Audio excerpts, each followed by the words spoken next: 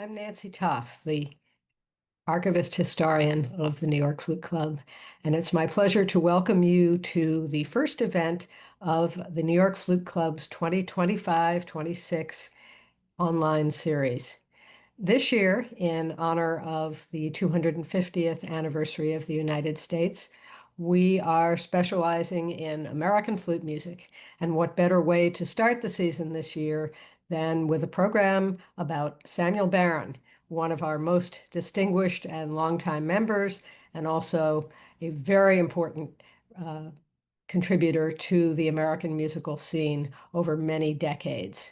Thank you for joining us. Thank you so much for hosting us, Nancy. This is such a wonderful way to celebrate the 100th anniversary of Samuel Barber's birth. Today, we are sharing historic recordings of American music made by Mr. Barber and his colleagues. The works you will hear today are only a handful of fantastic recordings that he made throughout his life. And we can't even consider his many recordings of Baroque music because we're not focusing on that today. I encourage our listening audience to do a deep dive and look for more of these recordings because he really did so much music and there's so much out there to listen to.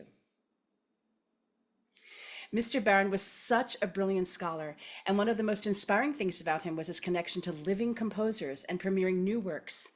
I vividly remember that he always shared the projects he was working on with composers in lessons. I worked with him personally for over 11 years, and in fact, I do not remember a time when he wasn't learning something new. The piano in his studio was literally covered in scores and parts. Along with the study of Bach, he devoured new music with such exuberance, and this had such a profound impact on all of his students. That's a wonderful reminiscence, Tara. And I'd like to add that Sam's career was unique for the period among American flutists because most flutists at that time were orchestral players. And of course, a model in Europe was Jean-Pierre Paul. He was the first to have an international career as a soloist. But, Sam thought of himself as first and foremost a chamber musician, having played in both the Bach Aria Group and New York Woodwind Quintet, and of course also a soloist. So it's really unique for the period. And of course, as we benefited from, teaching was very important to him too. So let's not leave that out. Absolutely. And so many of his students have taken that same career path and made careers for themselves. It's like he created this whole new way to have a flute career. It's amazing. Our first recording featuring Mr. Barber is a work by Alec Wilder. Interestingly, Mitch Miller, whom he met at the Eastman School of Music, and Frank Sinatra were initially responsible for introducing Alec's music to the public. Miller had organized a recording of Wilder's octets, which combined elements of classical chamber music, popular melodies, and jazz rhythm section. The recordings became legendary, and Wilder wrote more than 20 of these. Sinatra persuaded Columbia Records to record an album of Wilder solos, wind works, and string orchestra, with Sinatra conducting. The two men became lifelong friends, and Sinatra recorded many of Wilder's popular songs as well. Wilder wrote for many great jazz and classical musicians, including the New York Woodwind Quintet, which had recorded 2 entire LPs of Wilder's music. Liner notes for the second of those records, Mr. Barber wrote that Alec Wilder and the New York Woodwind Quintet have been musical friends since 1953. Wilder wrote 9 wind quintets, mostly for this ensemble. But today, we're going to hear one of Alec Wilder's works for flute and unpitched percussion, in this case, bongos, and recorded in 1958. The flute part is fully notated, but the percussion part is described as, quote, unpitched improvisatory percussion. So that meant that the percussionist had to just improvise something that would fit with the flute part and fill in the rests and so forth. But, I found it very interesting. I Googled this piece, and one of the first things that came up was that the Sibley Music Library at the Eastman School of Music has all of Wilder's papers. And when I found this piece, the manuscript was donated by Sam Barron. So there you go. So Sam is playing alto flute here, and we don't know the percussionist for this recording. But it's such an interesting combination of instruments, and I think typical of Sam, he was always looking for something new. So here's this short piece, Flute and Bongos, #1 by Alec Wilder.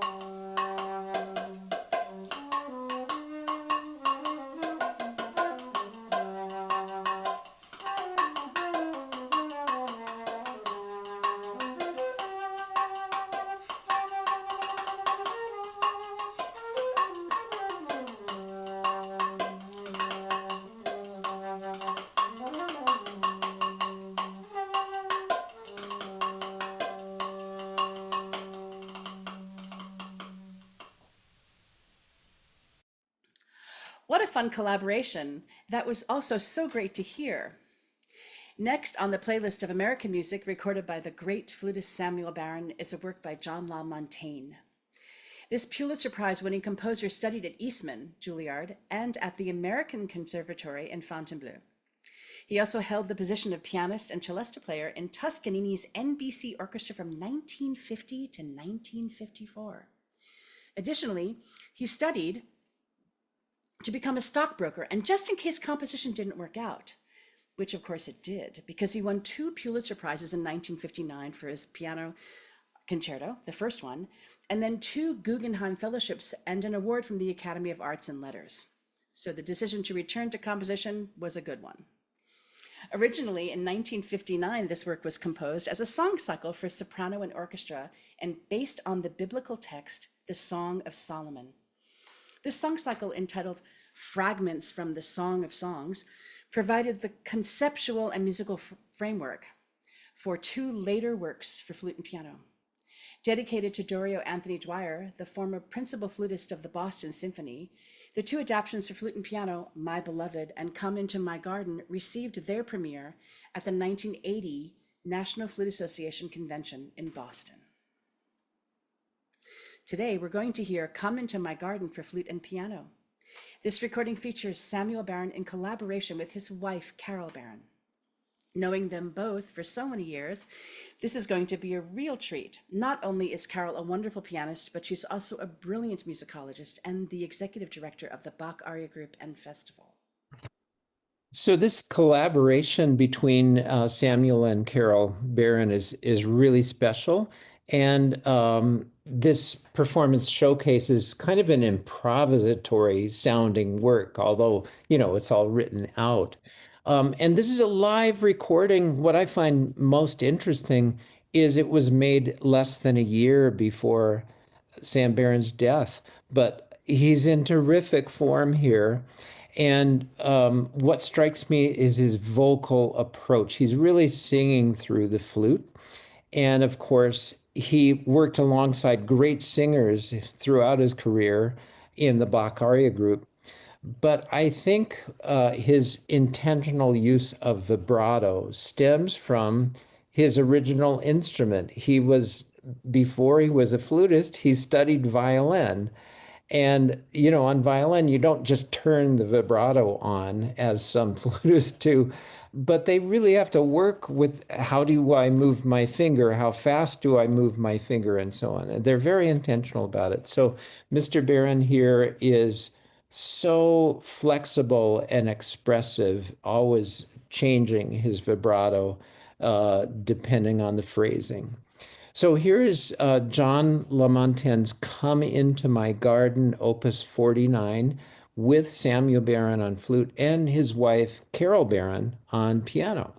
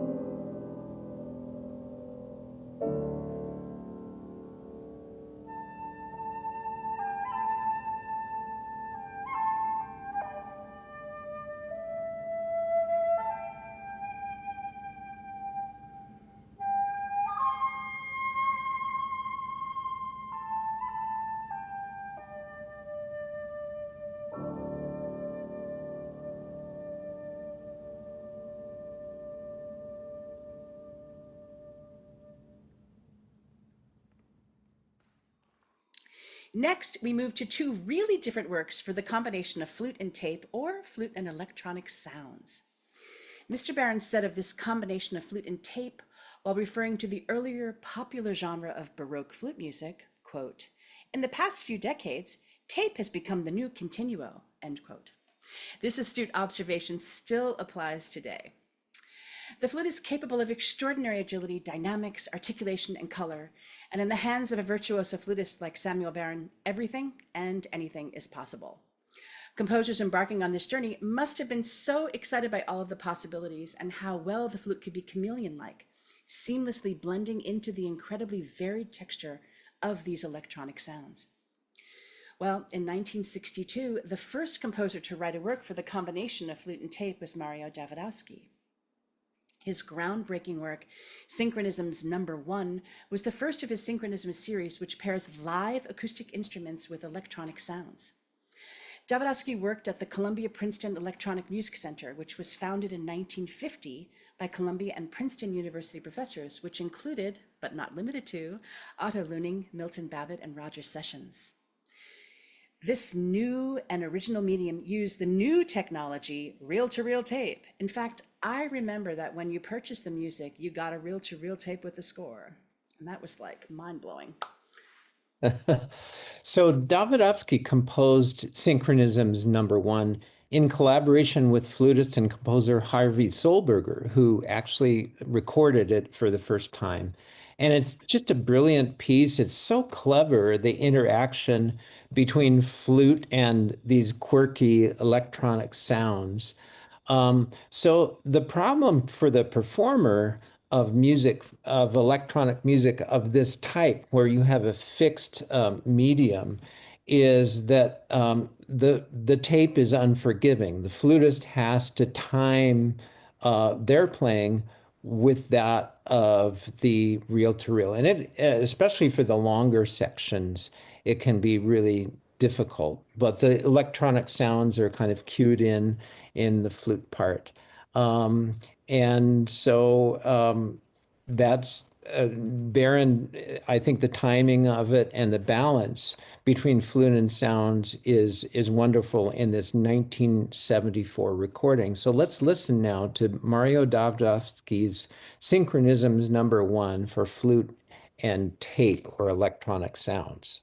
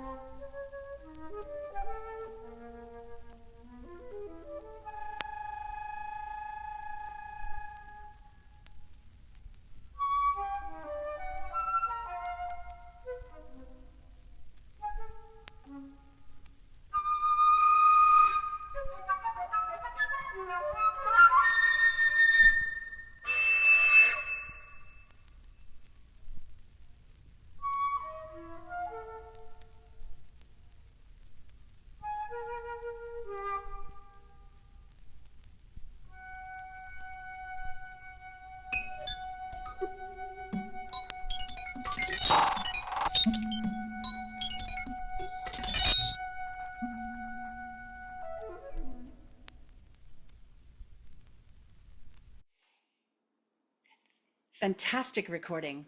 The same LP featured a 1971 work by Meyer Kupferman written for Samuel Barron. Kupferman was a wildly prolific composer. He taught chamber music and composition at Sarah Lawrence College, and he was also a virtuoso clarinet. He was a painter and a poet. His compositions seamlessly blend jazz and classical music. With over 600 works, including commissions, Kupferman also wrote for his friends, which included Samuel Barron. In 1961, Kupferman had written a solo work for flute called Infinities for Sam, which Sam recorded. This work became part of a series of works for different instruments, similar to the idea of Davidowski's series of synchronisms. So in Superflute, the soloist pre-records the piccolo and alto flute parts and performs the flute part live. So all three instruments combine to produce what the composer described as an illusion of one, not three instruments. So the flute is, in this case, literally, quote, expanded into this giant super instrument, a super flute, going beyond the capacities of a single flute.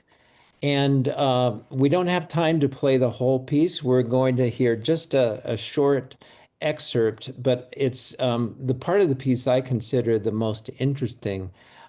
It's where the flutist records one note at a time, starting on piccolo, a really high note, and then going to a low note and bouncing back and forth between piccolo and alto flute.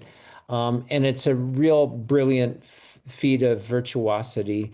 And after this, so you record one note at a time and splice it together physically, literally taking that tape and cutting it with scissors and taping it together. It's a lot easier to do digitally today. So much easier. Yeah. But Mr. Barron says the joke was on me, for after all that tedious and delicate work, the final result was not like flute playing at all. It sounded like electronic music, which I'm sure you'll hear. But I have a story that Mr. Barron told me. He said he had recorded all these little snippets of music and had them laid out, the pieces of tape laid out on his coffee table, and then he sneezed. So he had a lot of great funny stories. But another quote from him before we hear the excerpt is, quote, there is a wistfulness about it. Inside the superflute is a plain old flute struggling to get out. So here is this excerpt from Mr. Barron's recording of Superflute by Meyer Kupferman for flute and tape.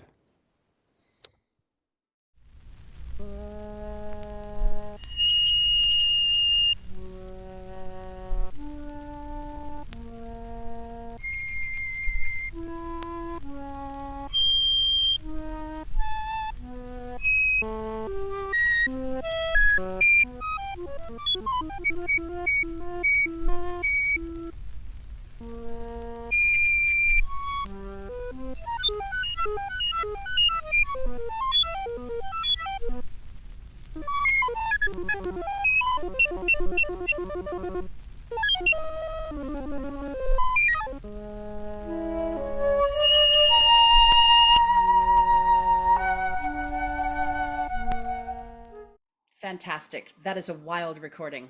I can't wait to hear the whole thing. Amazing. I also wonder how he got those pieces of tape and that all back together again after he sneezed. I wonder, did he have to re-record the whole thing? It's so funny. I don't know the end of the story. He's always so hilarious. He had so many great stories. Well, now we're going to move to a work written for Samuel Barron for flute and harpsichord by Easley Blackwood Jr. This American composer was a concert pianist, professor, and music theorist. His teachers were Paul Hindemith, Olivier Messiaen, and Nadia Boulanger. And he taught music at the University of Chicago for 4 decades. Blackwood's compositional style spanned the range from atonal, even microtonal, to a more traditional late 19th century tonal style to which he referred to as reactionary. His sonata for flute and harpsichord was written in 1960 and is from his earlier atonal period. So the fourth movement of this piece, which is the excerpt we'll play, is a fugue, and that would have appealed to Sam's intellectual musicianship. Totally. After all, his fascination with Bach is partly due to the composer's contrapuntal artifice, and Sam transcribed famously Bach's Art of the Fugue for wind quintet and string quartet. So the extreme complexity and virtuosity in Blackwood Sonata is typical of much of the music that Sam recorded, a style that is virtually absent in today's music, and many of these pieces are no longer in the repertoire, including this one. But another kind of period statement about this is the revival of the harpsichord in the mid 20th century, which had gone extinct during the 19th century, of course. But the harpsichord in the first half of the 20th century, as played by Wanda Landowska, bears little resemblance to the more authentic instruments that we are used to today. It was much heavier, and thus, playing this music from this period, including pieces by Poulenc, Defia, Elliott Carter, and Ligeti, is very difficult to find an appropriate instrument. Um, so, Tara, I think you're going to introduce this piece for us. I certainly am. This recording was originally released on a Gesto LP, Samuel Barber Plays New American Music for Flute, and was later featured in a CD compilation by the New York Flute Club. Here is Mr. Barron performing Easley Blackwood Sonata for flute and harpsichord with the composer himself at the harpsichord.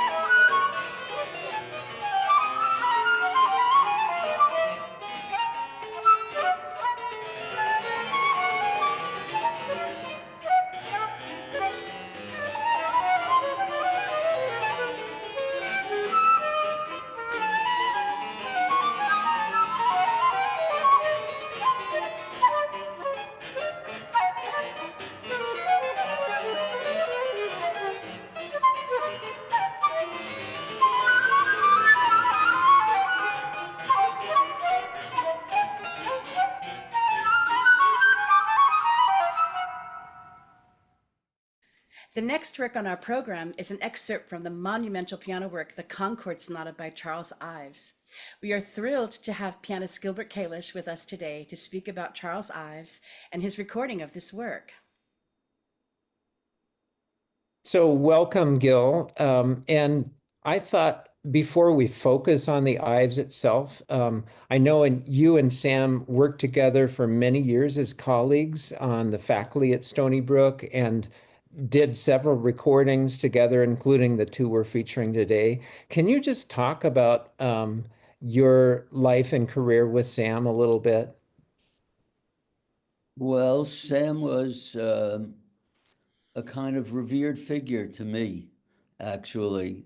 He was, I guess, I'm old enough now, but he was older than me by enough so that, and he had such a reputation and was such a special person that it was a great honor for me to be on the same faculty with him, actually. I mean, he was a revered figure in the world of music. And at that time, he was running the Bach Aria Group, which many of my friends were on to. It was also a renowned group that I think he had taken over from Julius Baker, if I'm not mistaken. A very different character than Sam. Julius was a kind of, how should I put it, not introverted person, and rather proud of his own accomplishments. He was the principal flutist of the New York Philharmonic. I did play something with him also, but I didn't have a real relationship with him as I had with Sam. So I didn't know Sam really until our Stony Brook days. And when I was given the opportunity to do the Concord Sonata, which was in the 70s, I naturally turned to Sam and asked him if he would be able and interested to help me out by recording that glorious ending of the Concord. I guess you're going to play that, right? Right, And we're just gonna do that little excerpt from it, not the yeah, whole piece. well, no, not the whole sonata. So, for those of you that don't know about the Concord Sonata, it is still to this day one of the monuments of the 20th century of the piano repertoire. It's well over 100 years old by now, but still a modern masterpiece. To be modern doesn't mean that you have to be of this time. It means that you have to have a distinct voice and have a particular kind of challenge that was beyond the canon of the 19th, 18th century. And Ives was certainly that. He was an original, and he wrote quite a bit. He's one of the great songwriters, or maybe the greatest songwriter of American music. Over 150 songs of every kind, sentimental songs, contemporary songs, hymns, witty songs, very serious, profound songs, patriotic songs, World War I kinds of songs, because he had a very unusual career, having grown up in Connecticut, going to Yale, rebelling against the kind of European training, and believing that American composer should write American music. So it went beyond that, but that's sort of a thumb sketch, a thumbnail sketch of what he did. His father was a bandmaster, and he wrote about American subjects too. So the Concord Sonata was written to honor the great sages of America. The title is Concord Sonata 1860. The four sages that he honors are Emerson, Thoreau, Hawthorne, and let's see, and the Olcott's. Third movement is the Olcott's, is a very accessible, rather accessible sonata part of the sonata. The first two are ferociously abstract, Emerson and Thoreau, and to this day, the difficulty is enormous to anybody who undertakes it. In the fourth movement, he celebrated Thoreau, and that's where this ending comes in with the flute. So Thoreau, of course, lived in isolation at a certain point in his life, went to nature, went into the woods around outside of Concord, and lived a life of solitude in a way, a very celebrated, unusual life of solitude in nature. And so what this part of the piece celebrates is the sound of the music coming across the lake. And that's what the flute part is. At the very end of the whole sonata, this music wafts across the water, and is a way of kind of celebrating the beauty and simplicity of Concord, Mass. It's the way it's done is that the flutist is usually at some distance from the stage. It's usually, or should be, a surprise to an audience that doesn't know a piece. And, you know, the piece is going along, it's been going along for almost an hour, and now it's coming to the end, and all of a sudden, this sound wafts across the stage. Usually somebody sitting in a balcony or in the back of the auditorium or even off stage, then with the door opened. So it's sort of a distant kind of sound, very evocative. And so that's kind of the sketch of why this is in the piece. So now maybe we should play it. Yeah, thank you very much. You answered all my questions and in what, 5 minutes instead of an hour. I mean, we could go on for an hour. But I do have one question. So wasn't Thoreau himself a flutist, and that's why Ives chose the flute to represent the poet? Well, Tara is nodding, but I don't know that. Oh, okay. Yeah. Yeah, So that's true. Yes, he was. Yeah. that's great.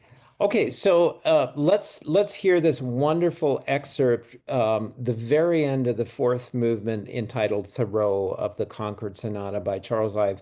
And this recording is by Gilbert Kalish, piano, and this segment has Sam Barron playing, recorded in 1976.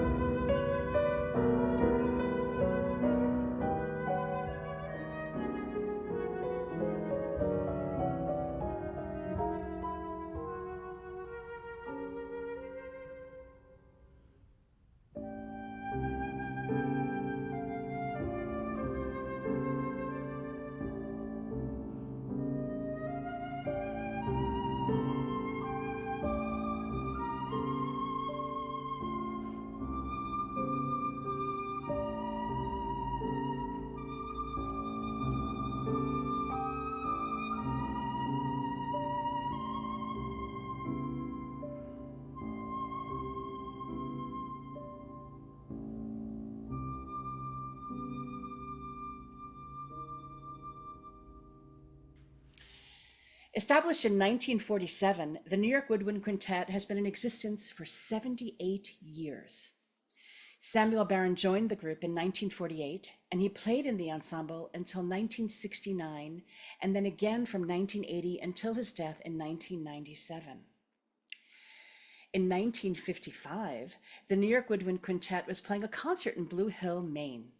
Unbeknownst to the players, Samuel Barber attended the concert, and a few days later, he called John Barrows, the horn player of the group. The composer asked Barrows if he could come to a rehearsal of the group because he was thinking about writing a woodwind quintet. Mr. Barron, in a typed letter dated June 7th, 1989, to the bassoonist Saul Schoenbach, tells the story of this meeting and how Barber came to write for his famous quintet, Summer Music. Mr. Barron wrote, quote, "We were working on a great intonation project of that period. John Barrows had developed a fantastic chart of all the pitches that a woodwind quintet can play, from the lowest notes of the bassoon and horn to the highest notes of the flute and clarinet. There are almost 5.5 octaves of pitches on this chart, and across from each pitch, there was an entry for each instrument that could play that pitch. There's about 1 octave that can be played by all 5 instruments. So in that octave, there were 5 separate entries for each tone," end quote. Barrows had made detailed notes on each of these pitches and constructed these fascinating studies that the quintet played in rehearsals. Barron wrote, quote, "When Barber came to our rehearsal, we played them. Barber was very taken with the ideas and asked to borrow John's chart, which incidentally was over 5 feet tall. So Barber folded it up, put it in his pocket, took it away with him." Barron surmised, "Would you believe that Barber composed some of this material into summer music? That little chordal section from rehearsal 23 to rehearsal 24 is actually based on those bad notes." And Barber concluded that a chord of all bad notes had way more personality when well played than a chord of all the good notes. It's much more interesting, he thought. In that rehearsal, Mr. Barron said, "We also rehearsed the Hindemith Woodwind Quintet and the Francais Quintet. These were quite uneventful, but I believe that Barber took something from each of these works." A week or so went by, and Barber called us to say that he had some of the sketches ready, and we scheduled a rehearsal to read them. We were totally blown away by the beginning and the bits and pieces of the middle. A few days later, Barber had some more sketches ready, and as I recall, he never had to change a thing. Barber explained to us, when the piece was almost finished, that he was going to call it Summer Music, that he wanted it to be a loose rhapsody in the form, and that he wanted it to suggest a lazy summer day, exactly the kind of day he came to the concert in Blue Hill, Maine. That's a wonderful story, Tara. I love that, and I have it on his original typewriter. Like it's amazing because he had this typewriter he would type on. Oh, wow. Yeah, it's amazing. I'll send it to you. It's great. Okay. So the excerpt we've chosen, we can't again play the whole piece. It's in one movement, but we're going to start right before the chorale with the so-called bad notes, and they don't sound bad in this recording. And then we take it to the end of the piece. So here is the New York Woodwind Quintet's 1959 recording of Samuel Barber's glorious Summer Music.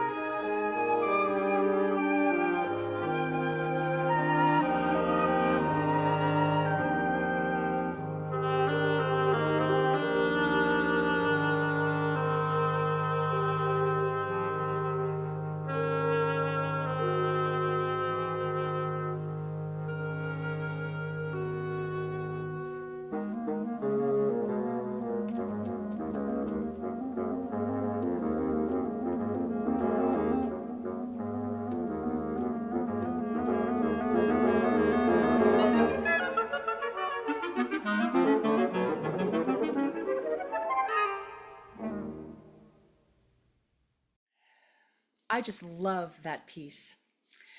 We move now to another work for Woodwind Quintet with the addition of piano by Wallingford Rieger. Rieger was a talented cellist and composer, and he was a member of the first graduating class of New York's Institute of Musical Arts, which was the precursor of the Juilliard School of Music. After graduation, he studied composition and cello at Berlin's renowned Hochschule for Music in Germany, and he came back to America in 1910. An avant-garde modernist, Rieger was inspired by the works of Arnold Schoenberg, and in 1924 he became the first American composer to win the Elizabeth Sprague Coolidge Prize. Leonard Bernstein said of Rieger that he was a creative artist who was salty, peppery, crusty, unconventional, and eternally young in spirit. Quite a set of adjectives. Absolutely. So Rieger's Concerto for Piano and Woodwind Quintet, Opus 53, was written in 1953, some coincidence there, with the support of a Koussevitzky Music Foundation grant, and it was premiered at the Library of Congress in 1954 by Rosalind Turek and the New York Woodwind Quintet. And like the movement of Blackwood Sonata that we just heard, the first movement of Rieger's concerto is a fugue based on a 12-tone subject. Okay, so Gil is back because we have another recording featuring him. This is a so-called concerto for piano and woodwind quintet by Wallingford Rieger. And this recording features Gil with the New York Woodwind Quintet, and of course Sam Barron was the flutist. So, Gil, can you tell us a little bit about Rieger and this piece and working with the quintet? Well, Wallingford Rieger is a kind of wonderful composer. And this piece was a marvelous kind of primitive serial piece. It opens with a 12-tone row that's very pretty. And the whole piece is quite unusual, that there is another of these rare pieces for piano and wind quintet.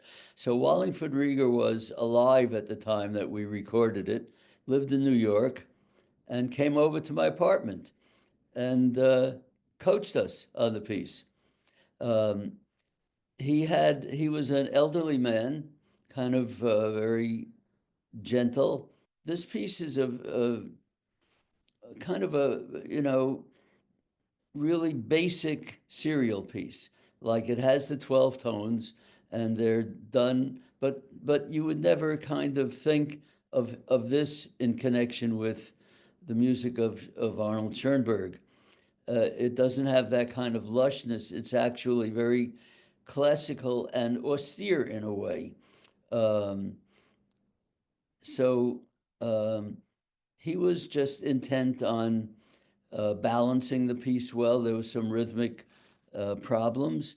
It was not an easy piece, but it was not incredibly complex. And on the recording, we did a lot of Rieger. I think it was an all Rieger recording with a lot of duos, odd duos and trios involving woodwinds and piano. I don't remember exactly what. Was it a bridge record? So it was Yes, I believe it was. that was a company, a very important company that just has stopped recording at this very time, sadly. But they were a mom and pop company, a very wonderful, important company that did a lot of great music and rescued a lot of music from obscurity. And I would say this is not performed much. I have not really heard it performed. It's a very gratifying piece, though, to play. Have you done it, Tara? You haven't done it? I have Okay. not done it, and now I want to. Do it. It's really a good piece. And my connection to the Woodwind Quintet was more through Ronnie. Oh, Oh, right. interesting. Was Ronnie was a very old friend of mine. We had been to Tanglewood together when I was a teenager. Oh, so you met when you guys were kids? I met Ronnie when I was 16, yes. Oh my goodness, that's amazing. Cool. Um, So the so-called concerto, like most concertos, is three movements, but we only have time to play the first movement, which contains a fugue. So I find that really interesting too. Well, Uh, Rieger was a very solid composer, um, and he was quite well known at the time. I don't know whether he belonged to any particular camp. Uh, he was not really somebody you would think of as a uh, romantic serial composer or anything like that. He was not doctrinaire. He was very he was not overly um, egotistical. It was very pleasant to work with him on the piece. and this recording is from 1959, so that's pretty early in your career, right? That Um, is pretty early in my career. Yeah, it's I think it's when the New York Woodwind Quintet was at their prime. So really love so here we go. This is the first movement then from a 1959 recording of pianist Gil Kalish with the New York Woodwind Quintet from Rieger's Concerto for Piano and Woodwind Quintet Opus 53.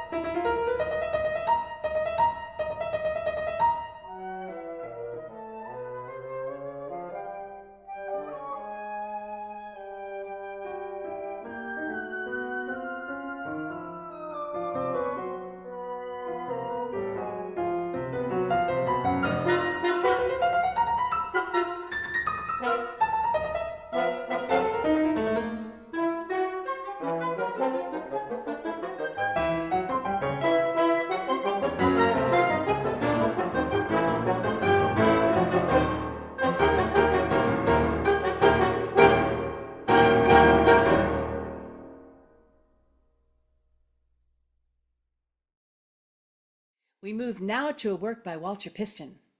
The Harvard-trained composer studied in Paris with Nadia Boulanger and Paul Dukas. He came back to the United States and won many awards, including 2 Pulitzers for his symphonies, 3 New York Music Critics Circle Awards, and 8 honorary doctorates. He was also elected to the American Institute and Academy of Arts and Letters and the American Academy of Arts and Sciences. He taught at Harvard from 1926 to 1960 and wrote 3 really important textbooks, one on harmony, counterpoint, and orchestration. He profoundly influenced generations of American composers, including Elliott Carter, Leonard Bernstein, and Arthur Berger. The Boston Symphony Orchestra commissioned Walter Piston for a number of works, and one of these, with the help of the Kusevitsky Foundation, was his Concerto for Flute and Orchestra, written for the wonderful principal flutist of the BSO, Dorio Anthony Dwyer, who recorded it with the London Symphony. So Sam's recording was released on CD in 1998 after he had performed the Piston with the Billings Symphony on January 31st, 1987. And I have a personal story about that. I finished my master's with Sam in 1982, and Billings happens to be my hometown. In fact, I was a principal flutist of that orchestra in high school. And so my mom went to the concert and had never met Sam. She went backstage, and of course, he had a line of admirers. But when it was her turn, she said, "Oh, I've always wanted to meet you, Mr. Barron. I'm Leonard Garrison's mother." And he spontaneously gave her a hug and kiss. So that was Sam, right? Totally.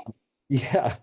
So here is an excerpt from Walter Piston's Concerto for Flute and Orchestra with Yuri Barnea, conductor of the Billings Symphony, with flutist Samuel Barron, starting with a virtuoso cadenza leading to the tour de force ending. And this whole piece is crazy difficult. I mean, So difficult. yeah. So it's a very impressive performance.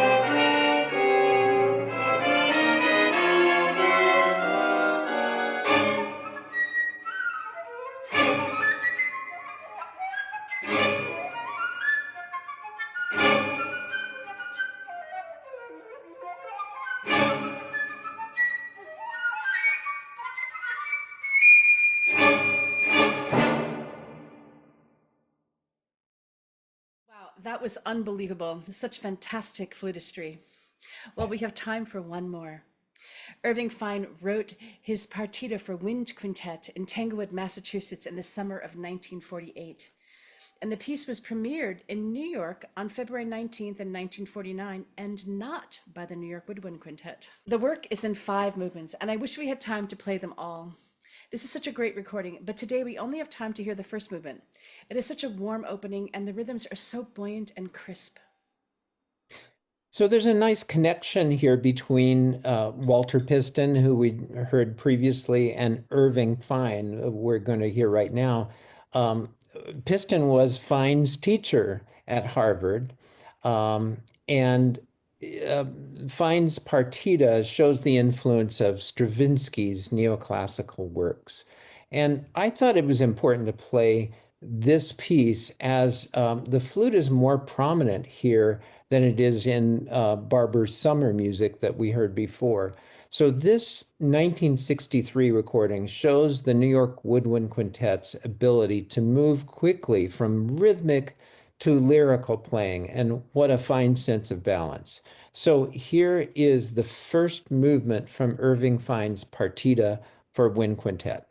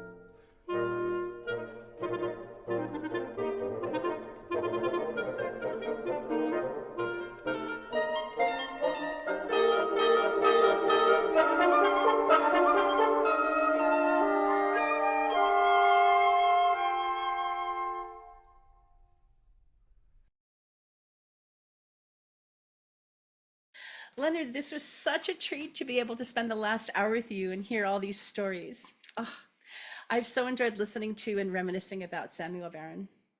It has been so much fun also to research these works and to hear from Gilbert Kalish, one of Mr. Barron's close colleagues. Thank you so much for all of these stories and for all of your insight and input and finding these great recordings.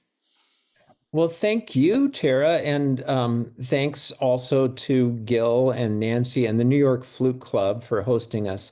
And it's such an honor to celebrate the centennial of not just a wonderful flutist and teacher, but an all-around musician and just a great human being, Samuel Barber. Before we sign off, I'd encourage everyone to purchase from the New York Flute Club, available on their website, the double CD set, Samuel Barber Memorable Performances 1966 to 1996. It includes many of the works we've featured today and many others, just a stupendous collection of wonderful flute playing. Absolutely.